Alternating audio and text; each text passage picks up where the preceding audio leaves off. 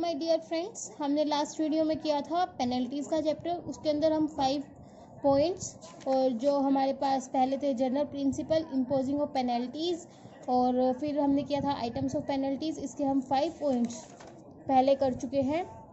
अब हमारा आता है 6th पॉइंट। 6th पॉइंट क्या है? Penalties in respect of certain income.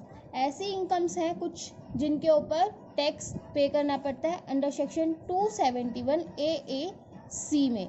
क्यों करना पड़ता है? क्योंकि वो गैम्बलिंग से रिलेटेड होती है, सट्टेबाजी से रिलेटेड होती है, इन सब चीज़ों से रिलेटेड होती है, तो उनके ऊपर हमें क्या करना पड़ता है? पेनल्टी पे करनी पड़ती है। Where the income determined include any specific in section 68, 69, 69A, 69B, 69C और 69D। ये क्या डीम्ड इनकम्स है? For any previous year the assessee shall pay in addition to the tax payable under section 115 BBE penalties as under 10% of tax payable under section 115 BBE on deemed income. Penalty shall also be levied under section 271 AAB। ये section याद करने की कोई जरूरत नहीं है, सीधा हमें सिंपल क्या याद करना है कि भाई पहले penalties in respect of certain incomes, जो फिर हमारे पास दी हुई है इनकम्स कौन कौन सी सेक्शन में आती है, 68 में, 69 में, ये याद करके बस हमें इतना लिखना है। ये जो सेक्शंस है ये याद करने की कोई नीड नहीं है, ठीक है। ये सिंपल सा पॉइंट है, इसमें कोई ज़्यादा बड़ा इशू नहीं है कि जो सर्टेन इनकम्स हैं 68 सेक्शन में आती है, 69 ABCD इन सेक्शंस के अंदर जो आती है उनके ऊपर टैक्स पे करना पड़ता है। ये हम पहले हमारा क्लबिंग वाला और जो सेट ऑफ वगैरह वाले चैप्टर्स हैं उसके अंदर हम रीड आउट कर चुके हैं 5th सेमेस्टर में। फिर आता है पेनल्टीज फॉर फॉल्स एंट्री। मतलब ये एक आपको पास वो जो पहले थे वो अलग उससे रिलेटेड थे, ये अलग है, लेकिन हमें कोई ज़रूरत नहीं है ये लिखने की पेनल्टीज़। ये जो हम पेनल्टीज़ लिख रहे हैं वो फॉल्स एंट्री की हैं या फिर समथिंग इस टाइप का कुछ नहीं लिखना, सीरीज वाइज में कर सकते हैं। फिर हम पहले लिखते हैं penalties for false entry etcetera in the books of accounts. अगर कोई गलती हो जाती है बुक्स ऑफ अकाउंट्स में तब हमें पेनल्टी पे करनी पड़ती है। क्या होने पे? फॉल्स एंट्री होने पे। इसमें हमने देखा फॉल्स एंट्री वाले हम वो आते हैं। इसके अंदर सबसे पहले क्या आता है?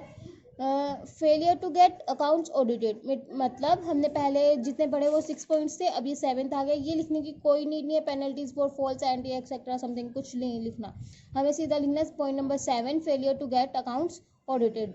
जब कोई ऑर्गेनाइजेशन, जब कोई फर्म, जब कोई पर्सन, जब कोई इंडिविजुअल, जब कोई कंपनी क्या हो जाती है? फेलियर कर देती है, वो फेल हो जाती है उसके अकाउंट ऑडिट कराने में, तो उसको क्या पे करनी पड़ती है? पेनल्टी पे करनी पड़ती है। कौन से सेक्शन के अंडर? 271B के अंदर। If a person fails to get his accounts audited in respect of any previous year relevant to any assessment year और fail to furnish that audit reports along with the return of income। इसका मतलब है मान लो कोई firm है या फिर कोई ऑर्गेनाइजेशन है या फिर कोई इंडिविजुअल है, उसने अकाउंट्स ऑडिट करा लिए, लेकिन उसने क्या नहीं किया? जो ITR है, इनकम टैक्स रिटर्न फाइल है, उसके साथ अटैच नहीं किए, या फिर उसने टाइम से उनको वो नहीं कराया, ऑडिट करा के सबमिट नहीं कराया, तो उसको क्या होगा? फेलियर होगा क्या करने में? अकाउंट्स ऑडिटेड मतलब इसी सेक्शन के अंदर आएगा, इसी के अंदर आएगा कि भाई उसको पेनल्टी पे करनी पड़ेगी failure to get accounts audited, ठीक है। फिर इसके बाद आता है person shall pay a penalty of sum equal to, उसको कितनी पेनल्टी पे करनी पड़ेगी? Sum equal to 1/2% of the total sale. जितनी भी उसकी टोटल सेल हुई है, उसने कितनी सेल की है, या फिर टर्नओवर, ठीक है। और gross receipt in case of profession, business के टाइम पर हम क्या करेंगे? जो उसका टर्नओवर है वो देखेंगे, और gross receipt in the profession in the relevant previous year और 1,50,000 विच एवर इज लेस, उसके ऊपर उसको क्या करनी पड़ेगी? पेनल्टी पे करनी पड़ेगी, ठीक है। उसके बाद आता है हमारे पास failure to deduct tax at source. जो TDS होता है वो डिडक्ट करना भूल गए, या फिर उन्होंने कराया नहीं जानबूझकर, या फिर टाइम से नहीं कराया, तो भी क्या होता है? उसको पेनल्टी पे करनी पड़ती है।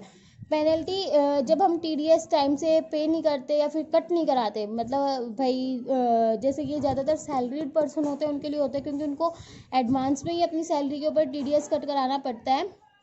जो लोग इसमें फेलियर दिखाते हैं, जो नहीं करा पाते, उनको पेनल्टी पे करनी पड़ती है अंडर सेक्शन 271C के under.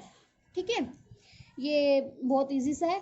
If any person fails to detect the whole और any part of the tax at source, और बी होल और part of the tax on distributed profit as dividend, तो winning from lotteries in kind, he shall be liable to pay by way of penalty. कितनी होगी? Sum equal to amount of tax, sum equal to amount of tax which he fail to deduct और पे। Penalty की amount कितनी होगी? जितनी उसने, sum equal है, कितने के इक्वल है? अमाउंट जो कि टैक्स जो है वो फेल हो गया क्या करने से? डिडक्ट कराने से। जितना उसको डिडक्ट कराना था और वो फेल हो गया इस काम को करने में, तो क्या होगा? उसको उतनी ही अमाउंट की पेनल्टी पे करनी होगी। अंडरस्टैंड? नेक्स्ट पॉइंट आता है हमारे पास, penalty for failure to collect tax at source. वो था कि भाई उन्होंने टीडीएस टाइम से पे नहीं किया, या फिर फेलियर है, उनको टाइम से पे नहीं किया, या फिर कोई ऐसा रीज़न है जिससे वो नहीं कर पाए। फिर आता है failure to collect tax at source, जब उन्होंने टाइम के अकॉर्डिंग, टाइम पीरियड जो था स्पेसिफिक, उस टाइम पीरियड में कलेक्ट नहीं किया tax at source. If any person fails to collect the whole, by पूरी अमाउंट, या any part of tax as required, such person shall be liable to pay by way of penalty a sum equal to amount of tax which such person failed to collect। उसको भी क्या करना होगा? Penalty pay करनी होगी। इसके बाद आता है हमारे पास फेलियर टू टेक और एक्सेप्ट लोन और डिपॉजिट बाय चेक और ड्राफ्ट। वो जब कोई पर्सन, ये कौन से सेक्शन के अंदर आएगा? 271D के अंदर आएगा। जब कोई पर्सन फेल हो जाता है टेक करने में, एक्सेप्ट करने में लोन को और डिपॉजिट को बाय चेक और ड्राफ्ट, अगर कोई कैश में दे रहा है या कोई ऐसे कर रहा है तो नहीं दे पा रहा, तो वो फेल हो जाता है चेक से या ड्राफ्ट देने में, तो उसको क्या करनी होगी? पेनल्टी पे करनी होगी। इफ अ पर्सन टेक्स और एक्सेप्ट लोन और डिपॉजिट और अ स्पेसिफाइड सम ऑफ 20,000 और more without any account paid cheque और अकाउंट पेड ड्राफ्ट और यूज इलेक्ट्रॉनिक चार्जिंग सिस्टम। अगर कोई पर्सन, क्या इसका कहने का मतलब यह है कि या तो वो चेक से दे, या फिर वो ड्राफ्ट से दे, या फिर वो इलेक्ट्रॉनिक मीडिया से दे, इनसे दे तो कोई प्रॉब्लम नहीं है। अगर कोई पर्सन 20,000 से अबव की पेमेंट करता है कैश में, without any account pay cheque, account pay draft और electronic charging system, through a bank और through such other prescribed electronic mode, he shall be liable to pay penalty a sum equal to the amount of a loan or deposit in specific sum so taken or accepted। Understand? बहुत easy है ये। Specified सम की अगर किसी को भाई capture करनी हो तो आप कैप्चर भी कर सकते हैं। यहाँ पर मैंने 2 मिनट के लिए पॉज किया है, अदरवाइज बहुत इजी सा होता है। स्पेसिफाइड सम का meaning means any sum of money receivable whether any advance और otherwise in relation to transfer of immovable property whether और not the transfer take place. इसके बाद हमारे पास नेक्स्ट आता है penalty for payment in cash of ₹2 lakh और more. No person shall receive an amount of ₹2 lakh और मोर। कोई भी अगर पर्सन है, ये सेक्शन आता है 269ST में, ठीक है, और या फिर इसको हम कर सकते हैं 271DA। No person shall receive an amount of ₹2 lakh और मोर, सेक्शन मैंने अभी आपको बताया 269ST, ठीक है। फिर इसमें क्या आएगा? फर्स्ट पर्सन, ऐसे पर्सन मतलब जो मैं आपको भी बताऊंगी उनको छोड़कर, ये पहले मैं आपको बता दूं कि भाई कौन कौन से हैं जो कि भाई 2 लाख से अगर ज़्यादा मिलती है तो फिर उनको टैक्स पेनल्टी पे करनी होगी। इसके बाद मैं आपको बताऊंगी जो इसमें से एग्जम्प्ट हैं, जिनको ये रूल अप्लाई नहीं होता।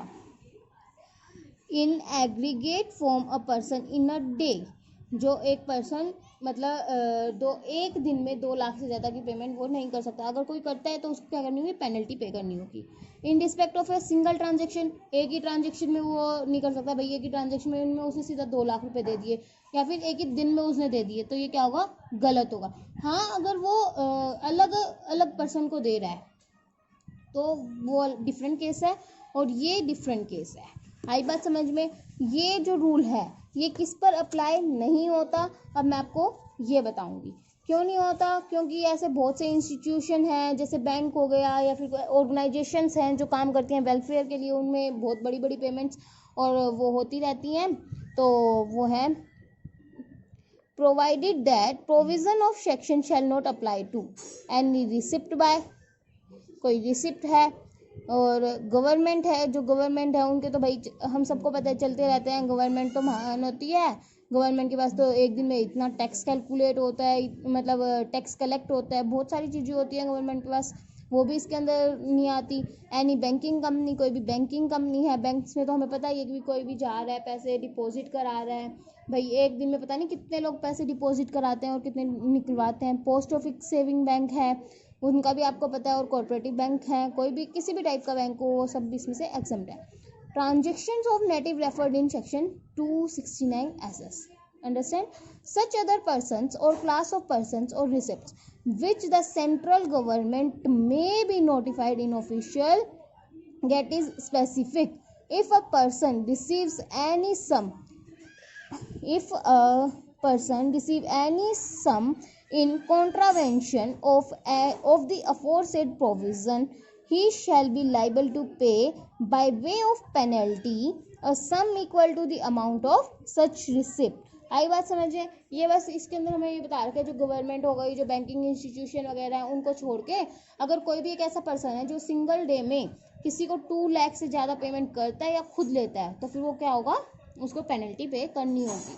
ठीक है, जब वो कैश में कर रहा है फिर किसी भी तरीके से कर रहा है तो उसको क्या करना होगा, पेनल्टी पे करनी होगी। कैश में तो हमने जैसे पीछे वाले पॉइंट में पढ़ा था 20,000 ही होता है, और ये चाहे बैंकिंग उससे कर रखा हो, किसी भी टाइप से कर रखा हो, पेनल्टी उसको पे करनी ही पड़ेगी अगर वो 2 लाख से एक ही दिन में ज़्यादा पेमेंट करता है या फिर रिसीव करता है। अंडरस्टैंड? ये आज के लिए इतना ही इनफ है। नेक्स्ट क्वेश्चन हम नेक्स्ट वीडियो में करेंगे। और thank you for watching my video. अगर आपको अच्छी लगी हो तो इसको लाइक और सब्सक्राइब करना ना भूलें और बेल आइकन को प्रेस करना बिल्कुल भी ना भूलें। Thank you so much.